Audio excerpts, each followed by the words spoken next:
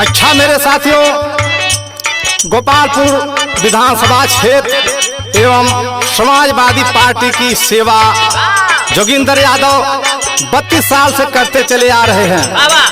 इसलिए चाचा चाची, दादा दादी, भैया भौजी, दुकानदार भाई, नौजवान छात्रों ने एक सोच बना ली है कि अब की अपना विधायक बनाना है तो जोगिंदर यादव को ही बनाना है। इसलिए गीत के माध्यम से कहना बा मास्टर, जूझा रहा शेरावा, जूझा रहा शेरावा, जूझा रहा शेरावा की जोगिंदर जूझा रहा शेरावा। गोपालपुर के जन जन का पुकार हो कि जोगिंदर जूझा रहा शेरावा।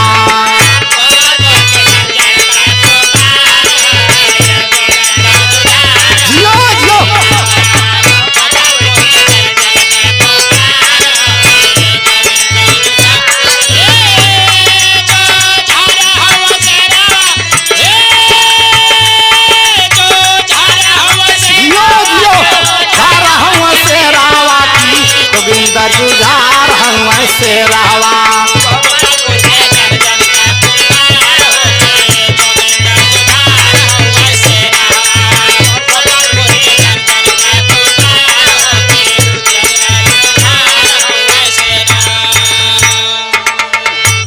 पहली लाइन में हमारे कवि जी कितनी अच्छी बात लिखते हैं। क्षेत्रवा गोपालपुर के लोग तैयार हो,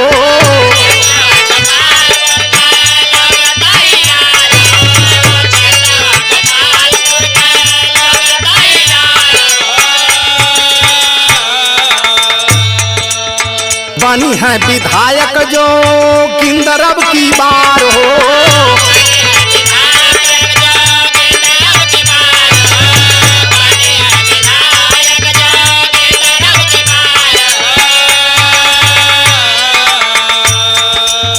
बनी है विधायक जोगिंदर अब की बार हो कि जोगिंदर जुझार हम शेरावा। दुखिया दलित का पतावार हो कि जोगिंदर जुझार हम शेरावा। दुखिया दलित का पतावार हो, लो लो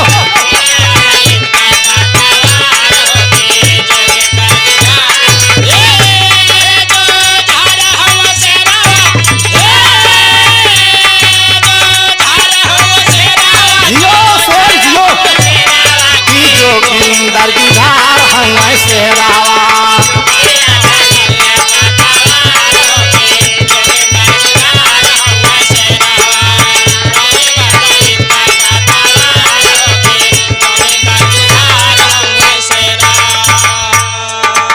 आप लोग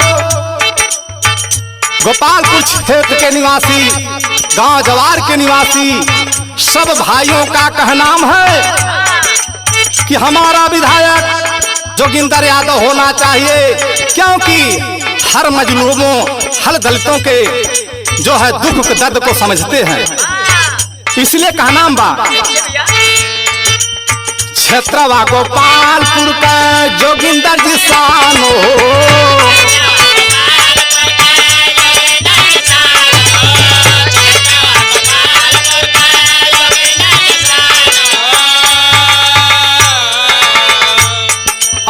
बनी है विधायक पूरा करिह फरमान हो।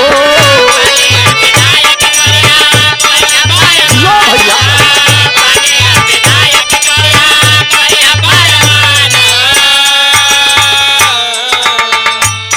हरे बनी है विधायक पूरा करिह फरमान हो कि जोगिंदर जुझार हम शेरावा।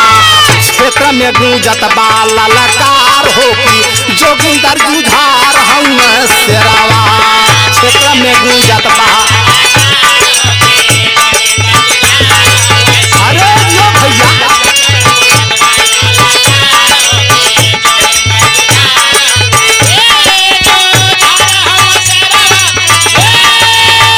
यो शेर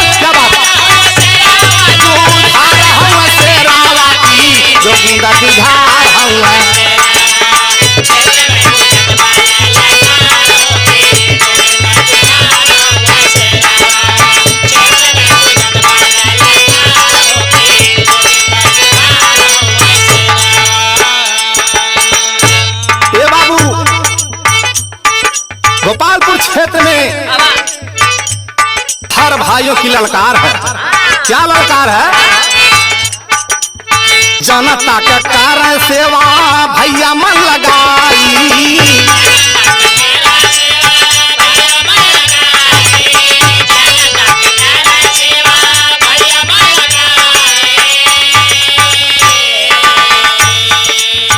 यही से झंडा या नाही लहराई।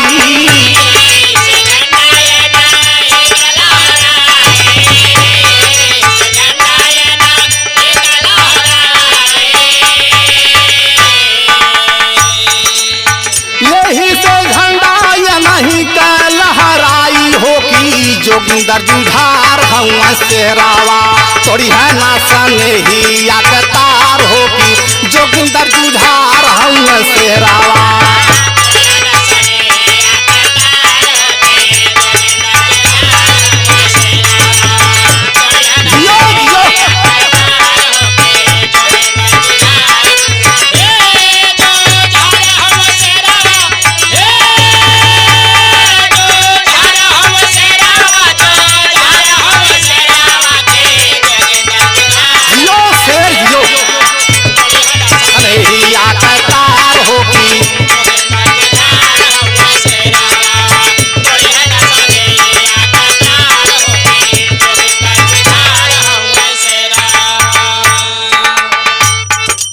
हे बाबू, सबसे प्रेम भाव मिलाकर रहते हैं, सबके दुख दर्द को सुनते हैं और जहां भी कोई बुलाता वहां जाते हैं।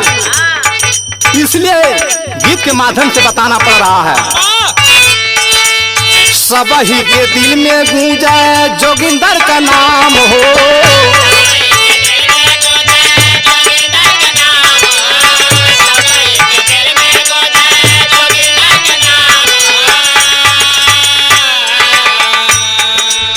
सगरो या धूरा पूरा करी है काम हो।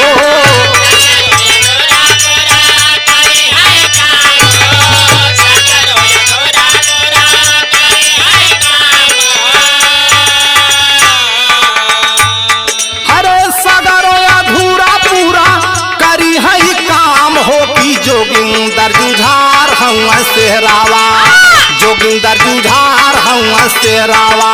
राज बहादुर यादव तहसीलदार हो कि जोगिंदर जुझार हवा शेरावा।